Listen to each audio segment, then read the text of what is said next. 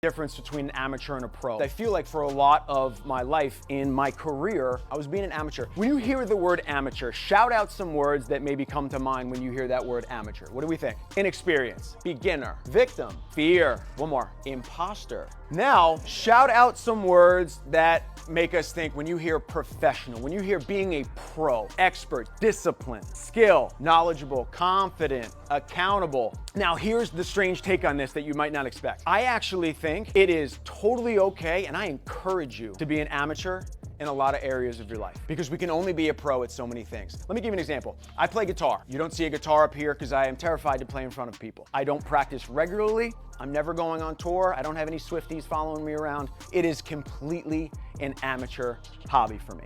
And to me, that is the biggest difference between amateur and pro. In the category that most people say, when I work with somebody or we start our sessions, the first thing I ask them is tell me the most important things in your life. Without fail, most people tell me three. My health is really important, my relationships, my family, and my career. Those are the three areas where I don't think there's any excuse to not be a pro. If you're telling me that those are the three most important areas of your life, everything else can be amateur except for those three.